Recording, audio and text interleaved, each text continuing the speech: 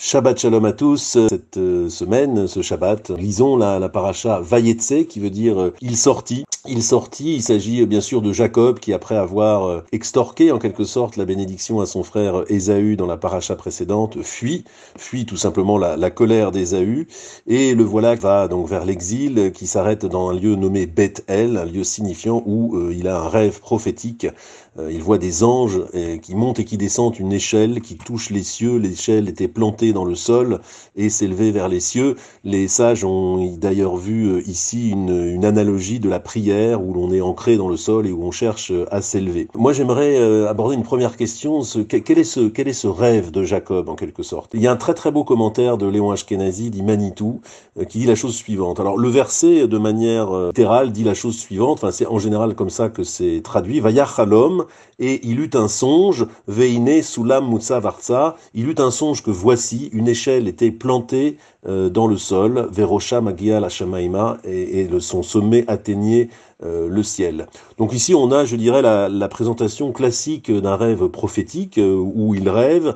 On nous dit que Jacob rêve et ensuite on décrit le stade du rêve, comme d'ailleurs on a eu auparavant Pharaon, enfin on aura après, dans mon songe je me tenais au bord du fleuve. Donc la notion que il rêve suivi du descriptif fait que le descriptif est inclus en quelque sorte dans le rêve. Mais Léon Ashkenazi fait une remarque grammaticale d'une profondeur insoupçonnable. Il dit en fait c'est pas du tout ce qui est écrit. Il n'est pas écrit qu'il rêva que deux points et ensuite suit le descriptif. Il dit il rêva vayachalom point veine sulam matzavarza, et une échelle était plantée dans le sol. Manitou scinde en fait les deux parties du verset pour dire que d'abord Jacob rêve et qu'ensuite il y avait en effet dans le monde une véritable échelle, et que c'est parce que Jacob avait la capacité de rêver qu'il a mis en évidence le fait qu'existait une échelle réelle dans le monde. Autrement dit, le rêve n'est pas le contenu psychologique de son rêve, le descriptif du rêve n'est pas le contenu psychologique de son rêve, mais il y avait vraiment une échelle, et cette échelle a pu apparaître dans le monde parce que Jacob avait la capacité de rêver. Alors c'est une capacité évidemment tout à fait prophétique, mais qui sait voir au-delà de la réalité immédiate, une capacité à voir un lien réel entre le ciel et la terre, une capacité à donner aux événements terrestres une trame céleste, au-delà du présent, au-delà des faits. Très très belle explication, donc il scinde le verset, il rêva, et c'est parce que nous avons la capacité de rêver que certaines réalités peuvent se mettre alors à exister. Une deuxième question, ce serait de se poser la question de savoir quelle est la valeur du rêve dans nos vies. Nous menons des vies extrêmement prosaïques, extrêmement pressées par le temps, par nos exigences sociales diverses. Et ici, il y a une petite histoire chassidique absolument délicieuse. C'est un chassid, un rabbin, qui donc demande à quelqu'un ce qu'il fait. Quel est son chalom? Le chalom, c'est chet lamed mem, qui veut dire le rêve. Ici, il y a un jeu de mots sur lechem, qui veut dire le pain. Lamed chet mem, ce sont les mêmes lettres que le rêve, donc entre le pain et le rêve. Et l'histoire suit le cours suivant. Il dit, mais de quoi vis-tu? Le tzaddik s'adresse à quelqu'un, il dit, de quoi vis-tu?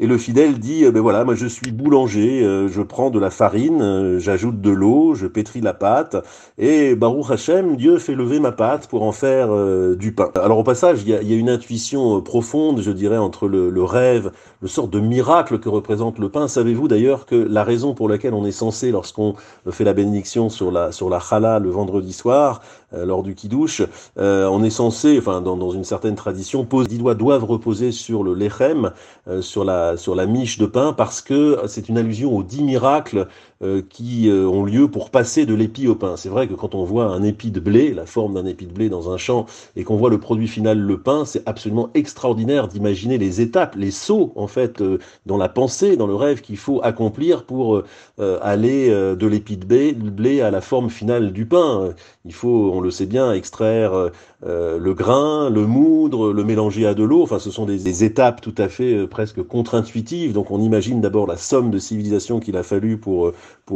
arriver à cette expérience du pain, et au final ça représente tout à fait une sorte de miracle en fait de passer de l'épi de blé au pain final. Bref, le tzaddik lui dit, mais de quoi vis-tu? Et le fidèle lui répond sur son activité, et le tzaddik de lui dire, mais je te demande pas comment tu passes ton temps, à quoi tu passes ton temps, quelles sont les étapes que tu franchis pour occuper tes journées, je te demande de quoi tu vis. Et le fidèle recommence à chaque fois la même explication, mais je fais ceci, je fais cela, je vis de cela. Donc il comprend pas vraiment l'allusion. Et le tzaddik de lui dire, mais je te demande pas ce que tu fais, à quoi tu passes ton temps, je demande à quoi tu rêves. Quel est le sens de ta vie? De quoi vis-tu? Qu'est-ce qui t'anime? Qu'est-ce qui te fait lever le matin? À quoi tu rêves? Qu'est-ce qui donne un sens à ta vie?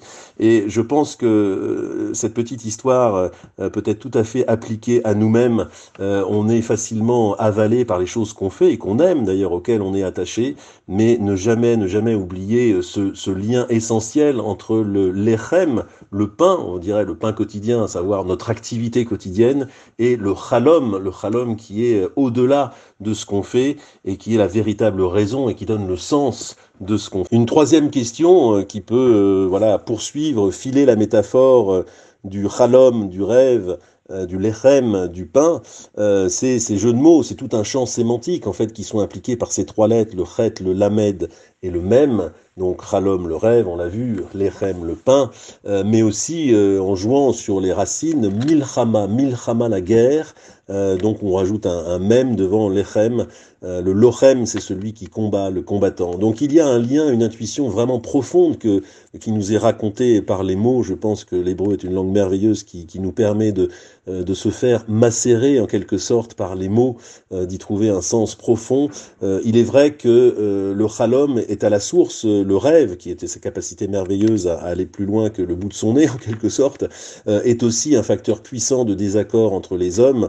Les hommes luttent, font la guerre, font le milchama, précisément au nom de leur pain pour assurer leur subsistance, parfois de manière violente, côté prédateur éventuellement de l'homme, mais aussi au nom de leurs rêves, c'est-à-dire que la capacité à se représenter la manière dont devrait être le monde, parfois est oppositive d'autres manières de représentation, et c'est vrai que les guerres sont souvent, avant d'être des guerres avec des armes bien réelles, des guerres de représentation. Et elles opposent les hommes à cause de représentations qu'ils ont du monde. Tout cela est dit profondément par notre paracha. C'est un thème de réflexion supplémentaire en ce Shabbat Vayetse. Et j'aimerais tenter un ultime, non pas jeu de mots, mais ajouter une petite lettre, le shin, la lettre du feu, on le sait, pour transformer le chalom en shalom. Shalom, la paix, je pense que ça parle à tout le monde, et étant donné notre époque de guerre, la guerre est à nos portes en Europe, elle est quelque part dans nos sociétés, et rappeler tout simplement à l'appui de ce rêve de Jacob que le shalom, c'est quelque chose qui se rêve aussi. Alors on sait combien en Israël aussi la situation est difficile, on ne voit pas la paix possible, etc. Dans nos sociétés non plus, on est rivé à nos soucis, à nos pénuries, à nos difficultés de vivre, mais pour que la paix arrive, alors c'est vrai qu'on la voit pas arriver vraiment directement, il faut pas oublier qu'il faut la rêver tout d'abord. Là aussi cette idée que la paix n'est pas seulement un processus, bien sûr, elle dépend de certaines conditions qu'il faut savoir, il faut œuvrer pour les mettre en œuvre, mais la paix dépend aussi d'un chalom, d'un rêve préalable, et ne l'oublions pas, y compris dans la morosité de nos vies et de nos sociétés. C'est peut-être l'un des messages aussi de cette paracha.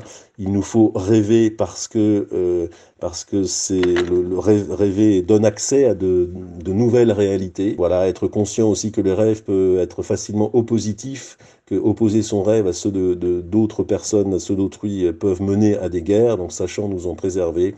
Et puis rêvons tout simplement à la paix, au shalom. Shabbat shalom, j'ai envie de vous dire, mais peut-être Shabbat chalom finalement, un Shabbat de rêve. À bientôt.